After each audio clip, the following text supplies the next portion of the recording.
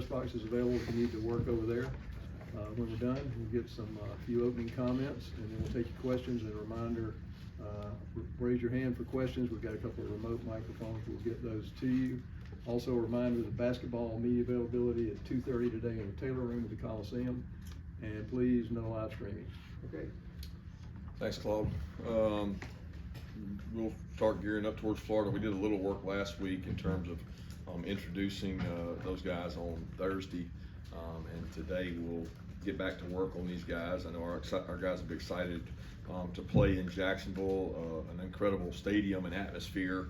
I know our players love playing in this neutral site game. It's just kind of different in terms of the start of it, the fans, the split crowd. Seems to be a momentum flow type game because a team that has momentum is really at home for that moment, and then it goes back and forth. And it's been a game of momentum swings. A lot of respect for Billy. I always have liked Billy a lot. He does a really good job as a football coach, as a man, person. Worked on staff with him, admire him and the way he coaches and goes about things. He's very detail oriented. No stone left unturned, and they play that way. And got a lot of respect for the way they play, and know a lot of guys on their staff. It'll be a physical game. It always is. I know our kids will be looking forward to it, and with that, I'll open it up. Yeah, Coach, I was reading today. I think since 2000, Georgia quarterbacks who are facing Florida for the first time in their career are 1-9. I'm just curious, what about this matchup makes it really, really difficult for guys going for it first time? Couldn't tell you that. Don't know. Didn't know the stat. I think it's all about working and executing within your offense, which is what we'll ask Carson to do, is to play within the offense. And he's a quarterback with a lot of experience under his belt, and I know he'll be excited to play in Jacksonville.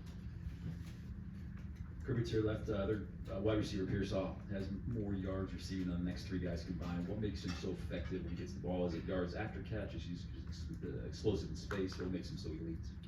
Well, I would say he's been available. Like he's been healthy and been very consistent for them. They've got some other guys that when you just look at stats, sometimes it can be misleading. They have guys who've missed games, so therefore they missed opportunities to get stats. He's been very consistent. He's an explosive playmaker. He's tough. He does a lot of things. They move him around a lot. He's not just a sit there and play guy. He's worked the slot. He's done double moves. He's been a vertical guy. Makes a lot of plays. But they have other weapons. Some of those guys have been injured. They lost a kid for a year. They lost Grimes there. They lost a couple guys for a couple games. So it's been a myriad of injuries that have led to the stats being that way. Kirby, after Florida beat South Carolina, Billy talked about that it was evident to him that Florida team is growing up. Is that evident to you on what you've seen just getting ready for this game, how they have improved as a team over the course of this year? Yes, they've played their best football probably the last two weeks or so. And you look at the statistics on their quarterback, he's probably, maybe the number one quarterback in the country for 2 games. In terms of the way he's played, you can tell he's got a lot of confidence in their offense and their system. They're able to execute, do a lot of things with him. He handles it well. He makes a lot of good run checks for them. Has done a really nice job of not putting them in harm's way in his decision-making process. So they're playing at a really high level right now and doing a great job with it. Coach, just wondering what you've seen from Oscar Delp in these 10 days or so of preparation, and has Brock been able to rejoin the team in any capacity so far physically? Delp's been fine. We're not asking Delp to do anything different than he's normally done, nor anybody on the team. Brock's been at walkthroughs. He's been out there and with the team. Some of it last week, some of it different times. Are you expecting Robert Robinson to be available Saturday? I don't know what his recovery is looking like. And does Tate Ratledge dealing with an elbow of some sort? Tate had an elbow coming out of the Vanderbilt game, but he's been fine. He practiced all last week with that elbow, and Rod was able to go a lot of last week as well. Montgomery Van Hort's been in the program for about 3-4 years. Just what's been his impact and his rise, kind of, as a coach and on the field and connection with players? Montgomery does a great job. He's a coach's son. He's grown up around football his entire life. He's a quarterback, understands the game. He does a nice job assisting our offensive staff, with weekly things. Coach Bobo puts him in charge of things. He takes those things very serious, and he'll be a good coach. Yeah, how are things looking for Amarius Mims and Xavier Truss as they both recover from their ankle injuries? Yeah, we'll find out a lot more today. They both were able to do some different things last week in the off week, and a lot of rehab, a lot of maintenance, a lot of getting back. But until I see them out there today, I probably wouldn't be a good judge to be able to tell.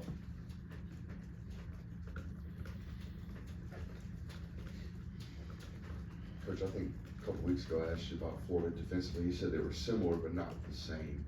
And when you have a defense that does kind of some stuff that you do you ever walk into Coach Bobo's office like, hey, look, like this stresses us, or do you ever, I guess have meetings of the minds? Well, we do that every week. I mean, there's some merit to watching what teams do defensively, and we get to see the teams in our league on defense as we watch offenses. So you overlap, some with teams, and you might, bring an idea up here or there, but a lot of times offensively, they look at things through a different lens. They're trying to measure our strengths and their strengths against each other, and our weaknesses and their weaknesses against each other, and try to figure that out. But it doesn't. You can get too caught up in the scheme. I think a lot of times this game boils down to physicality, line of scrimmage, team that can rush the ball, team that tackles well, team that doesn't turn it over, and those don't have to do with schemes. Coach, hard not to notice the stats that Graham Mertz has put up and the kind of way he's played lately, and you counter that with, he's been sacked a lot. I think 19 times on that team. What have you seen from Mertz? Just your comments on his game, and how do you defend this guy? Is it all about pressure? No, it's never all about pressure. I mean, it's about controlling the line of scrimmage and not giving up explosives. Who can not let somebody run the ball and not give up explosives? That's what you're looking for. And, that's what football's become, a game of explosives, and teams are trying to find them. They throw the ball vertically down the field. Billy always has. I mean, a team that runs the ball well, that's what they should do. They've got a stable of backs that are really good, as good of backs as we've faced. Gene Wilson is an elite player. He's the guy that's missed a couple games, and is a weapon in that he breaks lots of tackles. They are creative in their ways of getting him the football, and I think Mertz knows that. He does a great job within Billy's system of knowing when to take the shot, when to take the check down, when to put him in the right play. If you're just in the right play more often, you tend to have more success, and he's done a really good job of that for them. Coach, obviously rivalry game. What do you kind of tell these young guys that go into their first experience in this game between you guys and Florida? Yeah, that welcome to the SEC. I mean, every game's going to be a rivalry game when you get in the SEC. They're all tough games. This one's unique because of where it's played, and it'll be a new experience for some of our guys. But I think that's you forget about that after the whistle blows and you kick it off. You get out there and go play. Kirby, another quick question on Brock. I mean, his work ethic's kind of legendary around here. Everybody always mentions it. I just wanted how's he attacked his rehab thus far? Is his recovery from it? Is he able to bear any weight yet off of that injury? I'm not going to focus on that right now. I think that's all speculation, and I'm not getting into the speculation part of it. I mean, most important thing right now is our guys and getting prepared for Florida. Yeah, you were talking about the line of scrimmage with your offensive line. Just how would you kind of sum up the state of that group coming out of the bye week and after some of the self-scouting they were able to do last week? I think it's important that we get more depth. We're an injury away from being down this guy, that guy. We're also trying to get guys back. So it's like you're always a balance of who you are. We tried really hard last week to work on fundamentals. I mean, at the end of the day, you're not going to trick people in our league. They've seen every play. It's not like a new play is going to win you the game. What's going to win you the game is, can you block better than the other team? Can you execute? Can you protect the ball? Can you convert third downs? Can you play well in the red area? Those are the things we tried to work on. And this offensive line group, I'm very proud and pleased of the work ethic, the leadership, the practices we have. I mean, we have an interesting group. We have a group that has played a lot of games, and we have a group that has not played a lot of games. So you have experience there, and you're trying to balance out how you get the older group better without injury, and how you get the younger group more reps at the same time. Kirby, doing something on fourth downs, coaches are taking more risky decisions these days, probably analytics, probably just a need to score more points. How much of it is that, and how much has all that kind of changed your own thinking on those fourth down calls? I think it depends on the flow of the game. I think it depends on your defense and your kicking game. You know, if you're not giving up a lot to take a smaller risk, then you're gaining a chance, you know, to score points. And at the end of the day, the ultimate goal is to score more points than the other team. I would probably say historically, teams have been probably overly conservative. Coaches have been overly conservative, and they're probably erring towards overly aggressive. I don't know. It's hard to say what's right or wrong. It only comes out right if it works. And it only comes out wrong if it doesn't. But I don't look at it that way. I just look at it as, can you out execute the other team, and can you stop the other team, and what do you think the point totals are going to be? Two questions. How did Kendall Milton look last week? I know you were a little precautionary about his MCL. And then a couple weeks ago, you said that you watched every third and short and fourth and short around the SEC and kind of saw what all the teams are doing. What are your takeaways from that? How often are they converting those? You have a pretty good third down conversion yourself. What are your takeaways from that? Well, when I've referenced looking at that, I'm talking about 3rd and 1 and 2 and 4th and 1 and 2, which are, you know, we're not in those all the time. Those come up periodically within games. I think they're important to determine the outcome of games, is your ability to get a yard when you got to have a yard. And it's never been harder in all of college football to gain a yard when you have to gain a yard, because defenses play you differently now than they have in the past. There's no concession of a yard in our league. So I just like watching it to see what's out there, what people are doing, and how they're doing it. Kendall was good last week. He pushed through and did a good job, and we'll see where he's at today. Kirby, this team obviously has won a bunch of games in a row. I'm curious what you do to kind of alleviate the stress level they might feel, you know, heading into big games, knowing that you know, they're part of a program that's had a lot of success. Don't think about it a lot. I mean, it doesn't. What consumes me is how we're going to gain a yard, what we're going to do in this situation, what we're going to do at practice. I can't speak for every kid on the team, but the focus is not on the wins and losses of the games. Like I've said all the time, that's going to come to an end. I've been part of a lot of streaks. That's going to come to an end at some point, and when it does, we'll worry about the next game. But I don't think you can be consumed with that thought process or think that way. You got to think towards what you can do to help your team win. Coach, what's been the biggest point of emphasis that you've been preaching to your guys this week at practice during the bye week, especially with this upcoming game against Florida?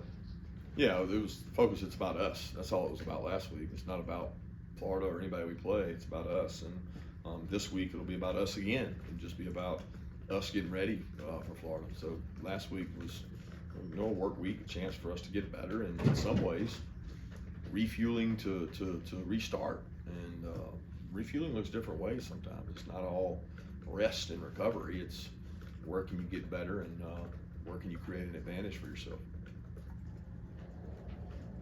Yeah, with Oscar Delp and him getting a chance to sort of see Brock and how competitive he is and how hard he works in practice, how much do you think, you know, being in proximity to Brock has helped him in his development, regardless of even these last like 10 days or so, but just over the course of his college career to this point? Yeah, I think being around Darnell and Brock last year was a great learning tool for him, because from the side of being a Y and a physical blocker, he got to see Darnell and be around Darnell, and he got to see Brock do the things he's done. So his growth has been good. I don't know that if he didn't have those two, he would be where he is, because those two demanded that he do things right in order to get on the field. He had to earn the right to play, and he's earned that by how he's practiced and how he's played. There was a kind of, to us, there was open competition at that other cornerback spot before the season started. Then Dalen Everett's been there. How would you assess his play through half the season? He's been good. He's done good things. I mean, I think he's starting to play with a little more confidence. He's gotten to go out there and Make some plays with his back to the ball, had a couple big stops in games. He's a good physical tackler. He's not afraid of contact. Continues to work to get better, and Julian as well. Julian's played a considerable amount of minutes. He's gotten a lot of work with Kamari, being up and down, having some injuries over there. He's gotten a lot of work in practice. So the two of those guys, I look at them as co-starters and continue to improve and get better. Kirby, over the last 7+ years here, has your philosophy of where this game is played changed, and would you be open to maybe a home, and then a Jacksonville and Mercedes-Benz kind of a rotation? Don't really even think about it anymore. I mean, we are where we are, and that really has not even crossed my mind besides the off season when I get asked about it. I'm a lot more concerned with how we play than where we play.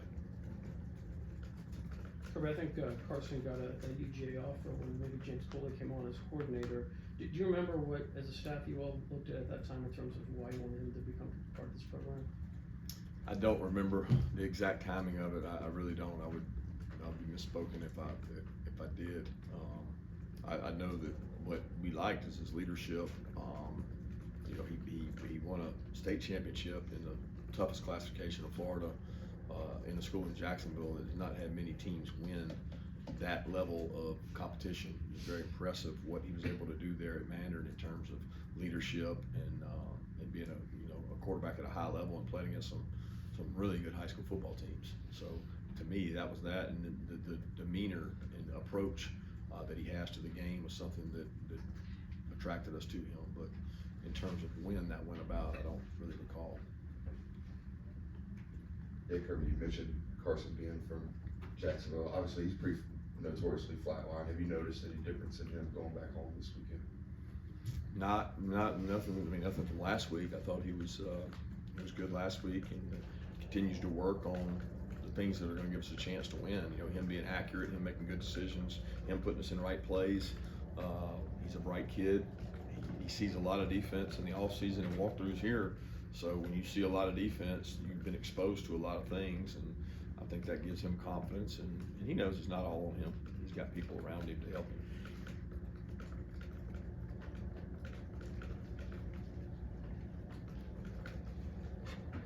Earlier in the season, Peyton Woodring missed a couple field goals, but you stuck with him. You said that he had a chance to be really good. All of a sudden, he's hitting a lot.